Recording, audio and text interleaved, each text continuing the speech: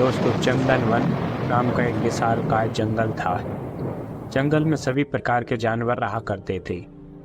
जंगल में मोती नाम का एक हाथी भी रहता था। मोती हाथी का शरीर बहुत बड़ा था। एक बार चंदन वन में दूसरे वन से घूमते घूमते एक सियार आ जाता है। सियार जब मोती हाथी को देखता है तो उसके मुंह में पानी आ जाता और सियार मन ही मन हाथी को खाने के बारे में सोचने लगता है। पर वह मन ही मन हाथी का शिकार करने की योजना बनाने लगा। सियार सोचने लगता है कि यदि हाथी ये बहुत बड़ा है, अगर मैं इसका शिकार कर लूं, तब मुझे कई दिनों तक भोजन की तलाश में भटकना नहीं पड़ेगा। ऐसा सोचकर सियार हाथी के पास जाता है और उससे बोलता है, हाथी दादा, हमारे जंगल में कोई राजा नहीं है। हमारे जंगल के सभी जानवर चाहते हैं कि कोई बड़ा और समझदार जानवर हमारे जंगल का राजा बन जाए। मुझे आप बड़े और समझदार दोनों ही लगते हो। क्या आप हमारे जंगल का राजा बनना पसंद करोगे? सियार की बात सुनकर हाथी खुश हो जाता है और वह राजा बनने के लिए हाँ बोल देता है। इस पर सियार हाथी को अपने साथ चलने के लिए बोलता है। हाथी राजा बनने की खुशी में झूमते हुए सियार के साथ जाने के लिए तैयार हो जाता है। सियार हाथी को ऐसे तालाब में ले जाता है जिस तालाब में काफी दलदल था। हाथी राजा बनने की खुशी में इतना मस्त था कि वह बिना सोचे तालाब में नहाने उतर जाता है।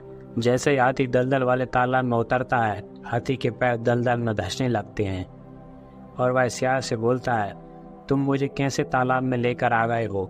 मेरी मदद करो, मैं दलदल में फंस रहा हूँ। हाथी की बात सुनकर सियार जोर जोर से हंसने लगता है और कहता है, मैं तुम्हारा शिकार करना चाहता था, इसलिए मैंने तुमसे राजा बनने की बात झूठ बोली थी। अब तुम दलदल में फंसकर मर जाओगे और मैं तुमको अपना भोजन बनाऊंगा। दोस्तों, सियार की बात सुनकर हाथी की आंखों से आंसू आने लगते हैं। वह बाहर निकलने की बहुत कोशिश करता है और सियार से बहुत बार बाहर निकालने की विनती करता है, लेकिन सियार उसकी कोई मदद नहीं करता और हाथी कुछ देर के प्रयत्न के बाद मर जाता है। हाथी के मरने के बाद सियार हाथी को खाने के लालच में उसकी पीठ पर चढ़ जाता है।